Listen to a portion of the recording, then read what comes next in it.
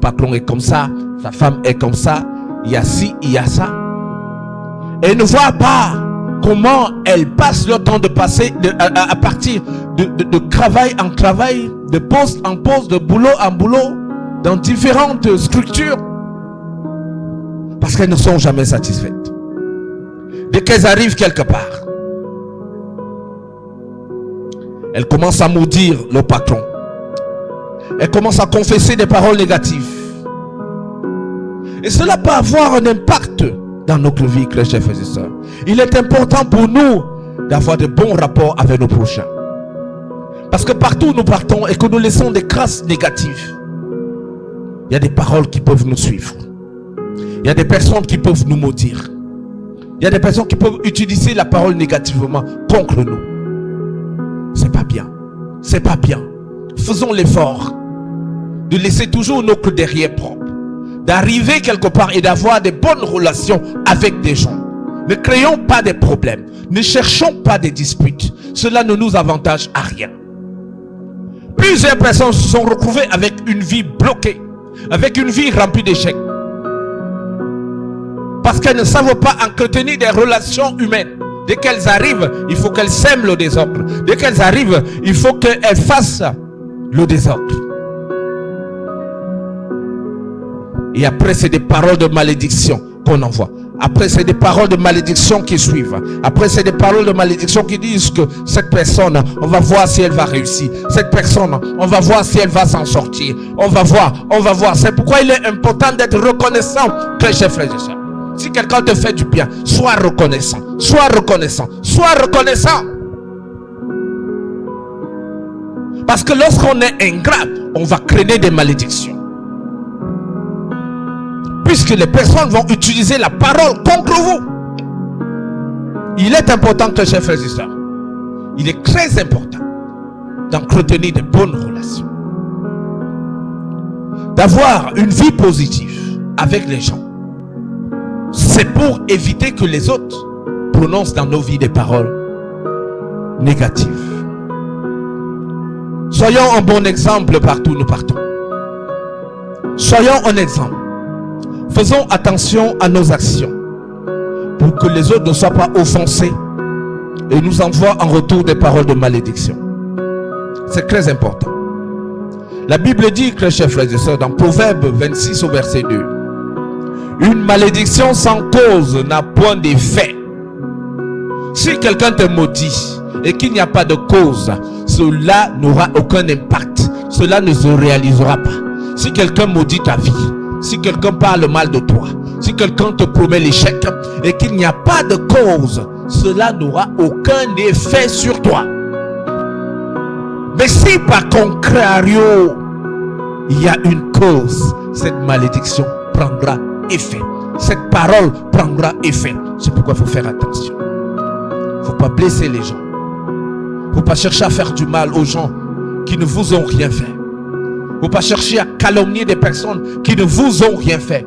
Il suffira que cette personne fâchée prononce des paroles contre vous. Cela va s'accomplir. La Bible dit dans Proverbe 26 qu'une malédiction sans cause n'a point d'effet.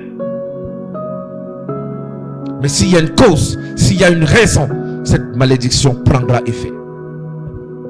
Il y a des personnes qui passent le temps à maudire leur vie, à proclamer des auto-malédictions.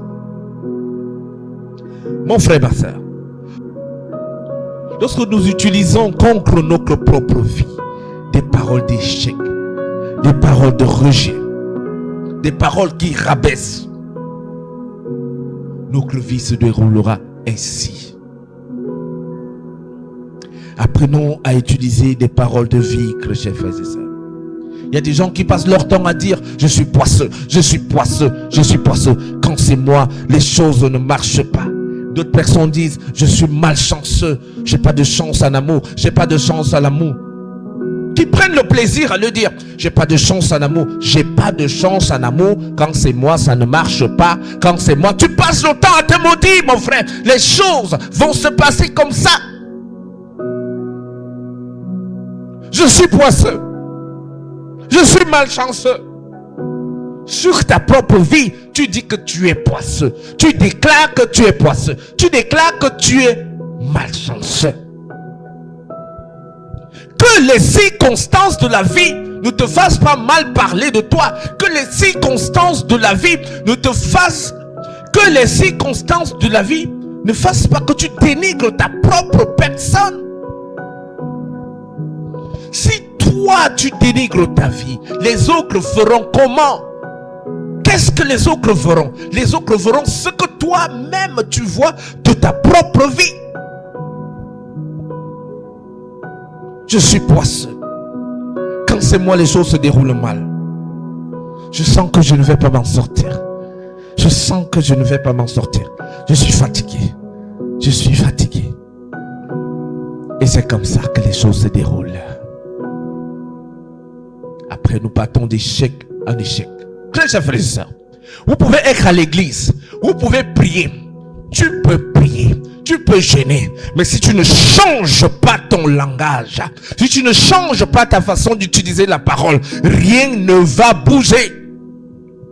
Jésus dit dans Marc 11, du verset 22 au 24, au verset 24. Jésus dit dans Marc 11, du verset 22 à 24, que si tu dis à cette montagne, ôte-toi par la foi et jette-toi sur la mer, la montagne va se ôter. Elle va se ôter.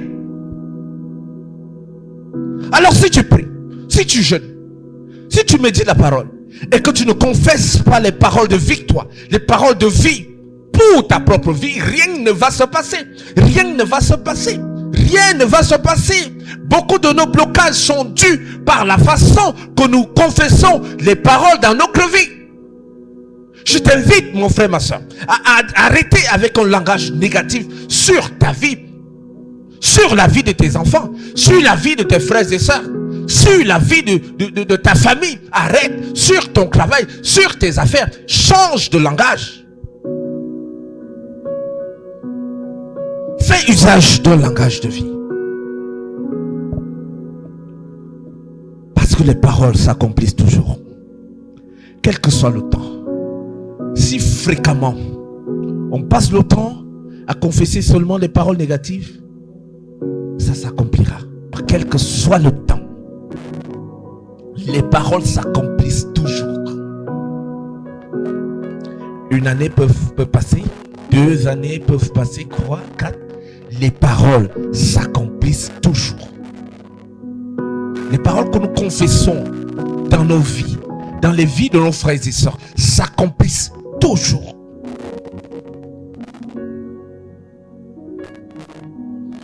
C'est ainsi qu'on observe des personnes qui ne sont jamais sorties du gouffre, qui n'arrivent pas à s'en sortir dans la vie, tout simplement à cause de la nature des paroles qu'elles prononcent sur leur propre vie.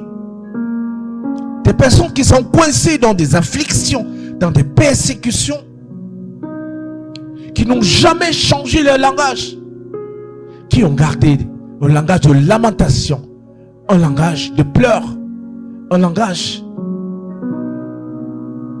pour se faire passer de victime.